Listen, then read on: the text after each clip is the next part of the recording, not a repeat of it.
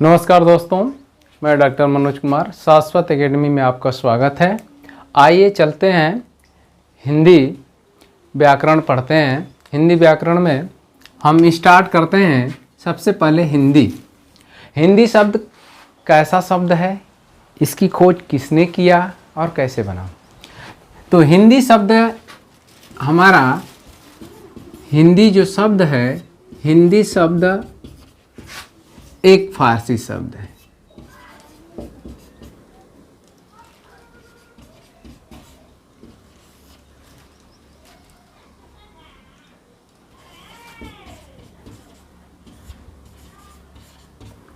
हिंदी शब्द कैसा शब्द है? एक फारसी शब्द। एक प्रश्न यहीं से आ जाता है कि हिंदी जो शब्द है ये कैसा शब्द है? तो हिंदी शब्द हमारा एक फारसी शब्द है। फिर हिंदी शब्द जो है, ये इसकी जो खोज किया हिंदी सबसे पहले जिसने कहा वो औफी ने कहा।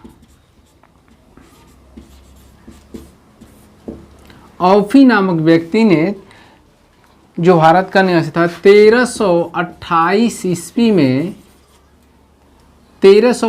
ईस्वी में हिंदी शब्द दिया। हिंदी में हम हिंदी भाषा के स्तर पढ़ते हैं। सबसे पहले हिंदी भाषा के स्तर। तो हिंदी भाषा के स्तर में आपको मिलेगा कहीं कहीं देखने के लिए कि हिंदी भाषा के मूल रूप से 2 स्तर हैं और कहीं कहीं 3 स्तर भी, किसी किताबों में मिलेंगे कि 3 स्तर भी है। तो हिंदी भाषा के मूल स्तर में 2 कौन कौन से हैं? तो पहला आपका आता है मौखिक और दूसरा आता है लिखित।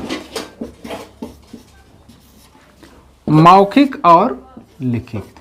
मौखिक, मनुष्य जब अपने विचारों एवं मनोभावों को एक दूसरे से व्यक्त करने के लिए मौखिक रूप में प्रकट करता है। और लिखित में मनुष्य अपने मनोभावों विचारों को प्रकट करने के लिख करके, बोल करके, पढ़ करके व्यक्त करता है। तो इस तरह से ये लिखित और मौखिक। लेकिन सांकेतिक में क्या होता है कि सांकेतिक इशारों में, संकेतों के माध्यम से जब हम अपने विचारों को व्यक्त करते हैं तो वहाँ पे सांकेतिक भाषा कहलाती है। लेकिन सांकेतिक भाषा में पूर्ण रूप से, स्पष्ट रूप से व्यक्त नहीं किया जाता है, इसीलिए उसे हम इसकी काउंटिंग में नहीं लेते हैं। इसलिए हिंदी भाषा के जो स्तर होते हैं वो 2 ही होते हैं। अब लिखित जो भाषा होती है वो अस्थाई होती है, और लिखित भाषा के अंतर्गत हम पढ़ते हैं हिंदी व्याकरण।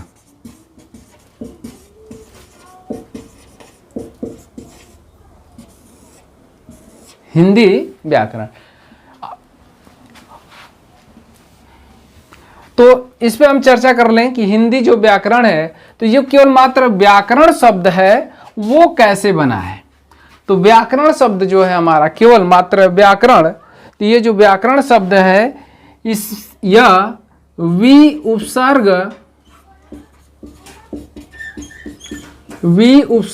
प्लस आ उपसर्ग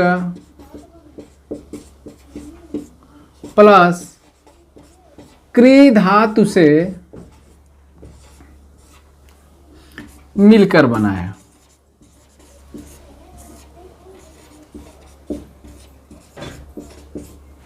क्या बना है? व्याकरण। ये जो व्याकरण शब्द है, वी उपसर्ग प्लस आ उपसर्ग प्लस क्री धातु से मिलकर बना है व्याकरण। ये उपसर्ग क्या है? आइए थोड़ा सा इस पे हम चर्चा कर लेते हैं। उपसर्ग, उप मीन्स होता है समीप या पास, और सर्ग मीन्स होता है सृष्टि करना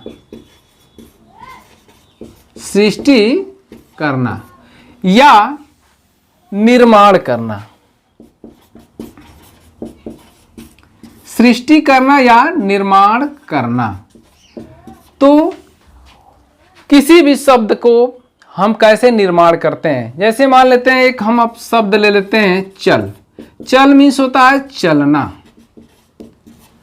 इसमें एक उपसर्ग जोड़ देते हैं। उपसर्ग मीन्स क्या होता है, वे शब्दांश जो किसी शब्द के पहले जुड़ करके उसके अर्थ में परिवर्तन ला देता है उसे उपसर्ग कहते हैं। वे शब्दांश जो शब्दों के अंश अर्थात सबसे छोटा से छोटा हिस्सा ही क्या कहलाता है, शब्दांश कहते हैं। वे शब्दांश जो किसी शब्द में पहले जुड़ करके उसके अर्थ में परिवर्तन ला देता है उसे ही शब्दांश या उपसर्ग कहते हैं। जैसे यह हमारा एक उपसर्ग है अचल में हमने इसे जोड़ दिया, अब यह जुड़ गया, एक नया शब्द बन गया अचल। अचल मीन्स होता है स्थिर। अब देखिए पहले था चल मीन्स चलना, अब अचल हो गया, अचल मीन्स स्थिर, स्थिरता की बात करता है। तो देखिए अर्थ में क्या हो गया, परिवर्तन हो गया है। इस तरह से ये उपसर्ग की हमने यहाँ परिभाषा बताया, लेकिन यहाँ हमें व्याकरण से यहाँ तात्पर्य है कि व्याकरण जो शब्द वी उपसर्ग प्लस आ उपसर्ग प्लस क्री धातु से मिलकर बना है व्याकरण। अब हम व्याकरण में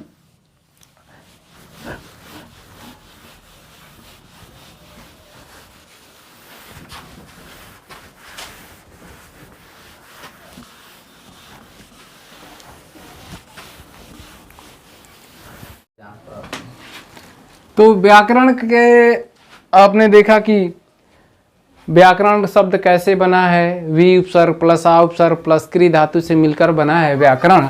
अब चलते हैं व्याकरण का अर्थ। व्याकरण का अर्थ देखिए क्या होता है। अभी आपने देखा कि व्याकरण का जो व्याकरण शब्द है वो कैसे बना है। व्याकरण शब्द वी उपसर्ग प्लस आ उपसर्ग प्लस क्री धातु से मिलकर बना था व्याकरण।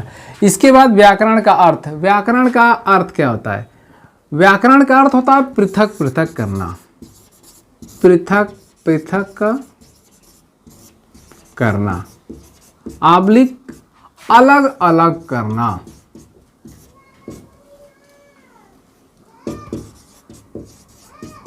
अलग अलग करना या विश्लेषण करना।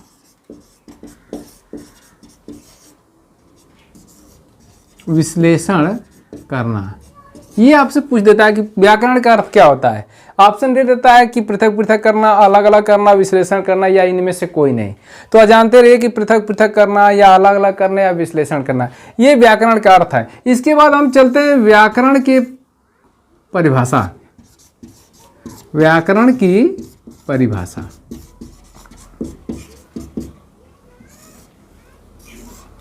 तो व्याकरण की परिभाषा क्या है, व्याकरण वह शास्त्र है जो हमें किसी भी भाषा शास्त्र का, चाहे हिंदी हो, संस्कृत हो, उर्दू हो, अंग्रेजी हो, किसी भी भाषा शास्त्र का शुद्ध रूप में लिखना, पढ़ना और बोलने की जो विधि को बतला दे, सिखला दे, वही व्याकरण कहलाता है। अब व्याकरण के प्रकार, व्याकरण के प्रकार तो व्याकरण के प्रकार या व्याकरण के अंग की बात करते हैं। अंग तो व्याकरण के प्रकार या अंग कितने होते हैं, तो इसके 3 अंग माने जाते हैं। कौन कौन सा, इस पे हम फोकस करते हैं एक बार पुनः। पहला होता है वर्ण आबलिक अक्षर और दूसरा होता है मेरा शब्द आबलिक पद और तीसरा होता है वाक्य। इस तरह से वर्ण आबलिक अक्षर, शब्द और वाक्य। तो पूरा व्याकरण जो है आपका संधि, समास, उपसर्ग, पर्यायवाची, विलोम, मुहावरे, लोकोक्तियां, सब कुछ जो वर्ण, शब्द और वाक्य के अंतर्गत आपका खत्म हो जाएगा। लेकिन इसमें हम एक सिस्टम से पढ़ेंगे, क्रम से पढ़ते चलते हैं।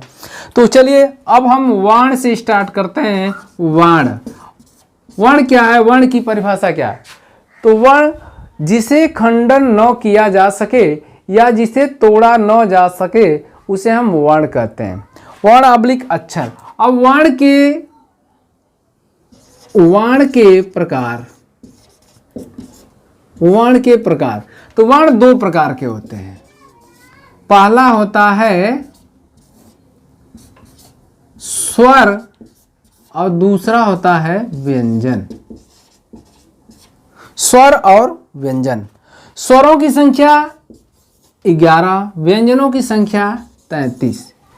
आबलिक इसमें हमने लिखा है कि अक्षर, वर्ण आबलिक अक्षर। अगर आपसे पूछ दिया जाए कि अक्षर के प्रकार कितने होते हैं, अक्षर किसे कहते हैं, तो वर्ण आबलिक अक्षर दोनों एक ही होता है। इसे हम कहते हैं, स्वर को ही बद्धाक्षर और इसे कहते हैं मुक्ताक्षर। अब थोड़ा सा इसमें समझ लेते हैं बद्धाक्षर क्या है। बद्धाक्षर किसे कहते हैं? बद्धाक्षर जिस शब्द के अंत में यदि व्यंजन हो उसे हम बद्धाक्षर कहते हैं। जैसे नाम, अंत में देखिए म आया है, म क्या ऐसा है? म एक हमारा व्यंजन है, इसलिए इसे हम बद्धाक्षर कहते हैं।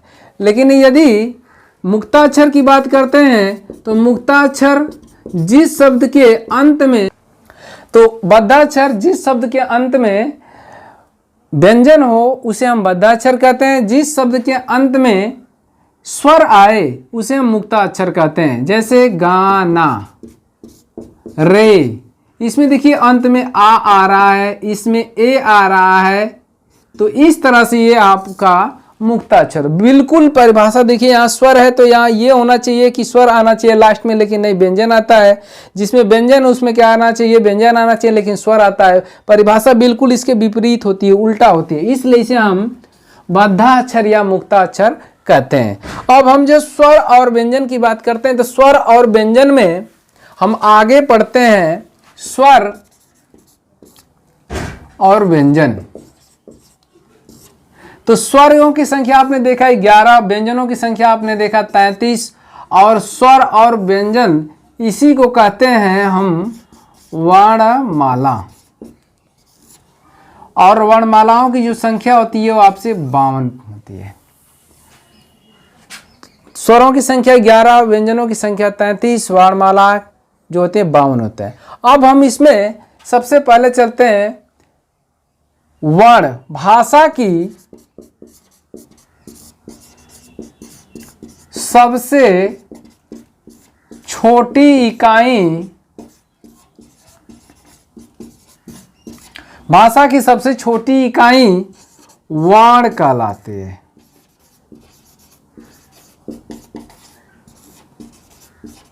भाषा की सबसे छोटी इकाई वर्ण कहलाती है।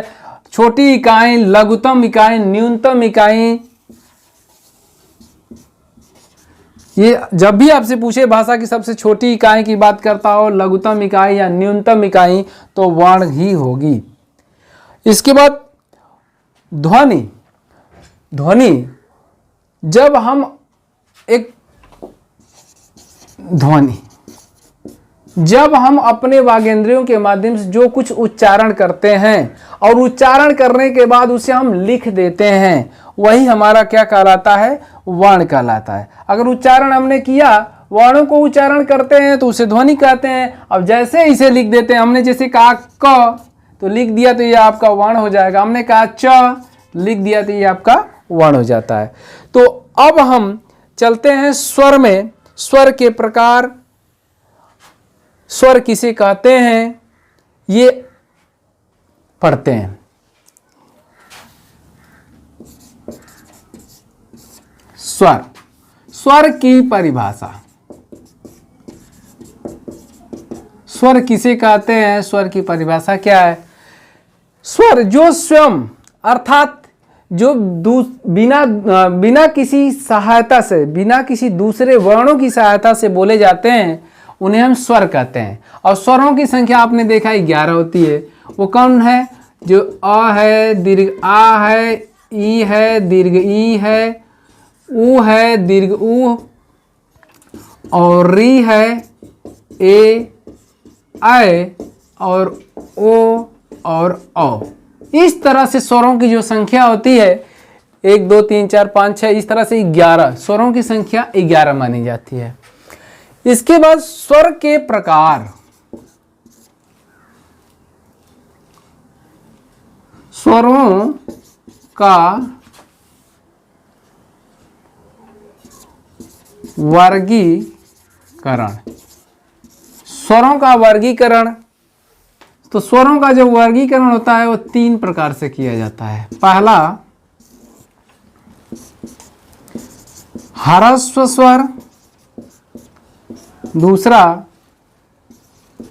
दीर्घ स्वर और तीसरा प्लूत स्वर। आगे चलते हैं स्वर के प्रकार। स्वर के प्रकार, तो स्वर 3 प्रकार के होते हैं। पहला आपका आता है ह्रस्व स्वर, इसका दूसरा नाम है मूल स्वर। दूसरा आपका दीर्घ स्वर और तीसरा प्लूत स्वर। तो आज के लिए इतना ही, धन्यवाद। अच्छा लगे तो आप सब्सक्राइब और लाइक करना ना भूलें। Next video next time. धन्यवाद।